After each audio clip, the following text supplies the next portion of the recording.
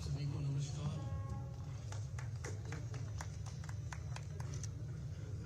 प्रदेश के ओजस्वी मुख्यमंत्री श्री भजनलाल जी,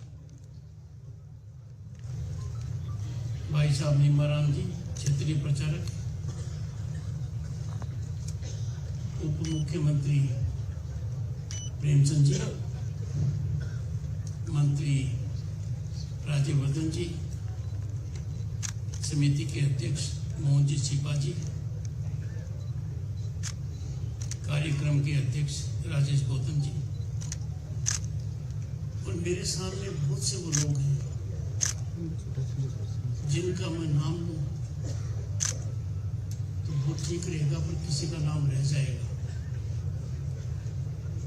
ये कार्यक्रम ऐसा है कि यहाँ पर जो भी है बहुत महत्वपूर्ण है। इस कार्यक्रम में किसी के पद का महत्व नहीं है। एक ऐसे व्यक्ति के जीवन को याद कर रहे हैं आज के दिन, जो बदलाव का भारत में बहुत बड़ा केंद्र बना है, epicentre of epochal change, Deendayal Upadhyay ji. उनका सोच, उनका विचार, उनका दर्शन आज जमीनी हकीकत है, पहले कल्पना थी। गत दशक में जो परिवर्तन आया है, अप्रत्याशित परिवर्तन आया है, कल्पनीय विकास हुआ है, वो उनकी भावना के अनुरूप हुआ है। भाई साहब नीमाराम जी कह रहे थे कि इस मंच से मैं छोटी बात कर रहा हूं कि पानी हम कैसे पिए। माननीय सुदर्शन जी ने यह आह्वान किया था और मेरी उनसे मुलाकात हुई थी।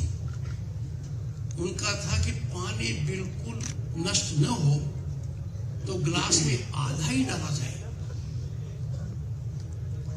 अब देखिए, भारत का प्रधानमंत्री,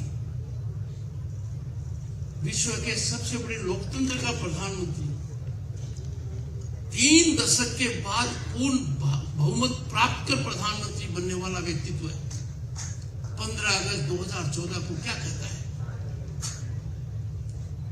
स्वच्छता अभियान।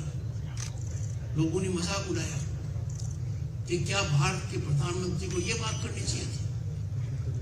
कितनी बड़ी क्रांति बन गई। जो सोचा नहीं वो जमीनी हकीकत हो गया। इतने बड़े देश में हर घर में शौचालय की कल्पना करना आसान नहीं है, आज हकीकत है। और ये अकेला काम नहीं है,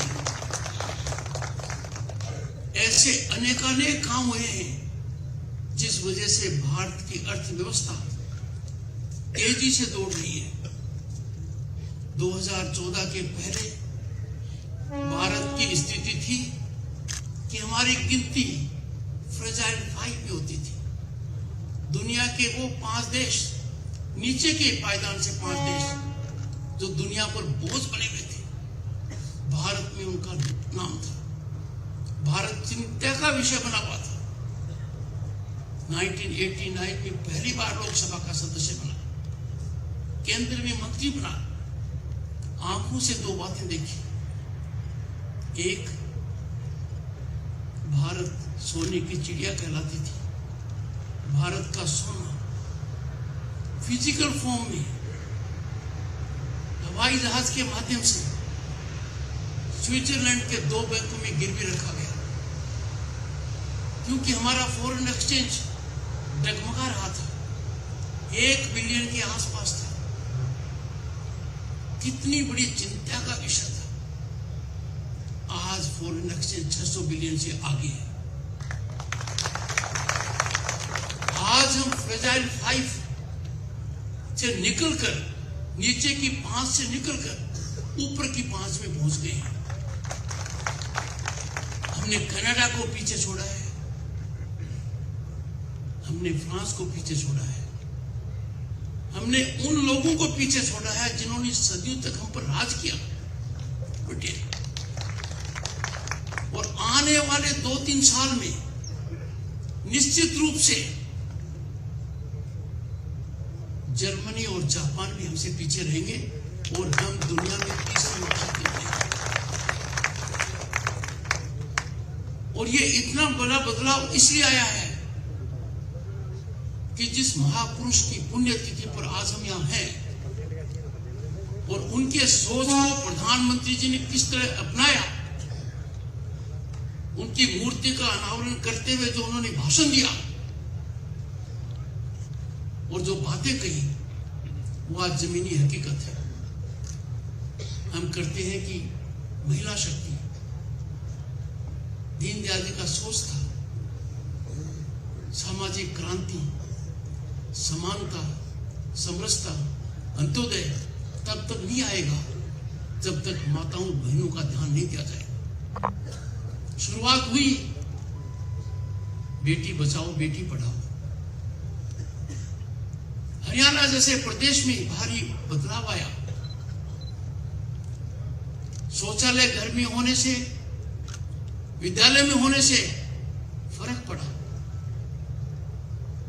पर आज हालात कितने क्रांतिकारी हो गए। गणतंत्र दिवस, 26 जनवरी, कर्तव्य पथ, दुनिया अचंभित हो गई।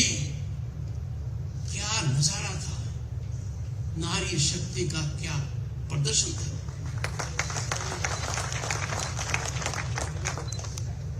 उनका प्रभाव उस दिन सबसे अधिक था। आज लड़ाकू पायलट हूं, सेना में उनकी भर्ती है।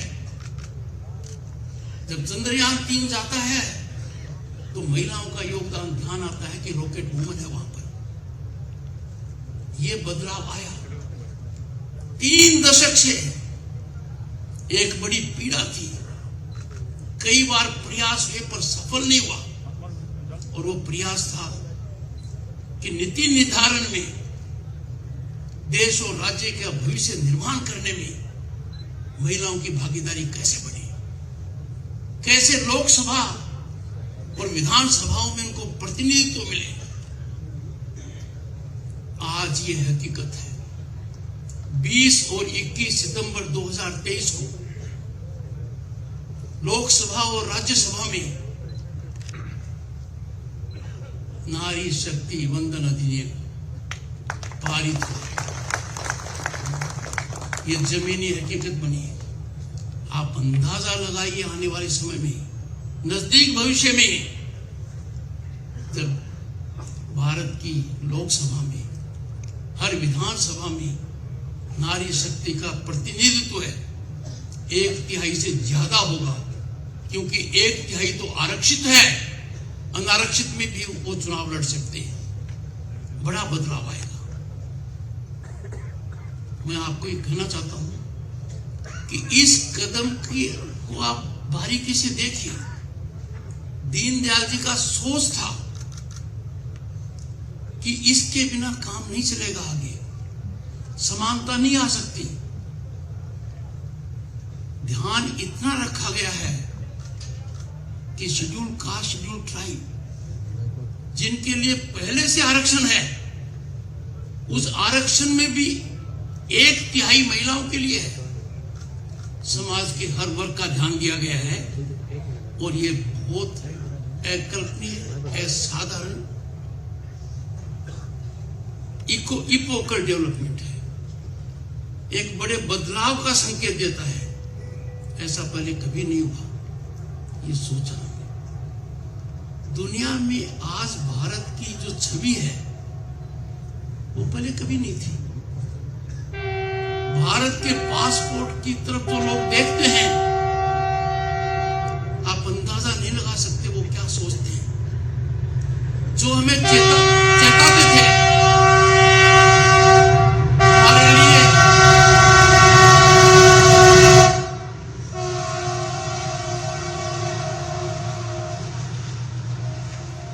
हमारे लिए, नीति निर्धारण करते थे, हमें बताते थे कि आप ऐसे सुधरो, वो आज हमसे राय लेते हैं। वो राय लेने का कारण है इंटरनेशनल मॉनिटरी फंड, कोई कालखंड पहले ऐसा नहीं था जब हमें चेताया नहीं गया। हमें पड़ोसी देशों की तरह चेताया गया। पर गत 10 वर्ष में और आज के हालात में यह कहा जाता है इंटरनेशनल मॉनेटरी फंड के द्वारा कि आज के दिन भारत विश्व में आर्थिक दृष्टि से चमकता हुआ सितारा है। India is a favorite destination of investment and opportunity। G20 के दौरान मैं उपस्थित था। वर्ल्ड बैंक के प्रेसिडेंट ने कहा कि डिजिटाइजेशन के अंदर जो भारत ने 6 वर्ष में किया है वो 47 वर्ष में संभव नहीं है। दुनिया को अडॉप्ट करना चाहिए। ऐसा क्यों कहा? पृष्ठभूमि में जाइए। 2022-23 के आंकड़े देखिए। डिजिटल ट्रांजैक्शंस जो अमेरिका में हुए, यूके में हुए, फ्रांस में हुए, जर्मनी में हुए, उन सबको एक साथ मिला लो, 4 से गुना कर दो तो भी भारत के ट्रांजैक्शन से वो कम है। That is our achievement. It is on account of this historic development, game changer development कि वर्ल्ड बैंक, IMF कहते हैं ये बातें। एक दूसरी बात देखिए, साधारण रूप से मोबाइल क्रांति आ चुकी है। शुरुआत में हम तो सब बाहर से मंगाते थे, आज हम बाहर भेजते हैं।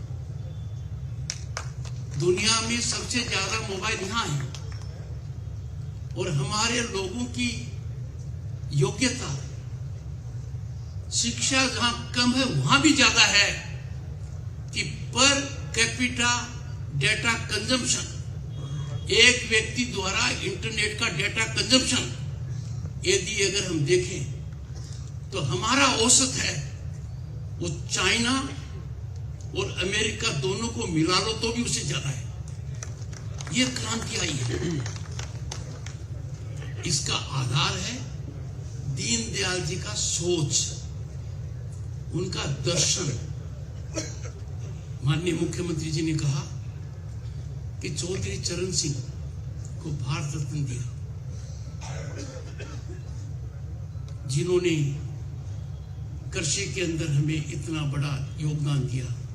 ऐसे महान साइंटिस्ट उनको दिया, नरसिम्हा राव जी को दिया, कर्पूरी ठाकुर जी को दिया, लाल कृष्ण आडवाणी जी को दिया। पर मैं कहता हूं कि ये बात यहां तक कि मत सोचिए आप। गत 10 वर्ष में भारत का जो नागरिक सम्मान है, पद्मश्री, पद्म भूषण, पद्म विभूषण, उन लोगों को मिला जो इसके हकदार थे। सिफारिश से किसी को नहीं मिला। जब मिल गया तो लोगों ने कहा बहुत सही मिला, कोई कसर नहीं रखी। मैंने वो कालखंड देखा है कि संविधान के निर्माता डॉक्टर अंबेडकर जी, बहुत पहले उनको मिल जाना चाहिए था भारत रत्न। मैं लोकसभा का सदस्य था, केंद्र में मंत्री था जब ये फैसला लिया गया। तो आज के दिन जिस मापदंड से दिया जा रहा है, उस मापदंड का स्रोत, उस मापदंड का आधार दीनदयाल जी का सोच, उनका दर्शन ही है। आज के दिन जब भारत अमृत काल में है और हमारा अमृत काल भी आज के दिन गौरव काल है, पर हमें एक बहुत लंबी मैराथन शुरुआत की है। 2047 में भारत को विकसित राष्ट्र होना है, दुनिया में सर्वश्रेष्ठ होना है। और वहां तक जाने के लिए सरकार के अलावा आम नागरिक की भी बहुत महत्वपूर्ण भूमिका है। मैं इस मंच से भाई निम्बाराम जी ने जो बात कही है, उसी लाइन में 2-3 बातें कहूंगा। आर्थिक राष्ट्रवाद हम क्यों नहीं अपनाते? क्या अच्छा लगता है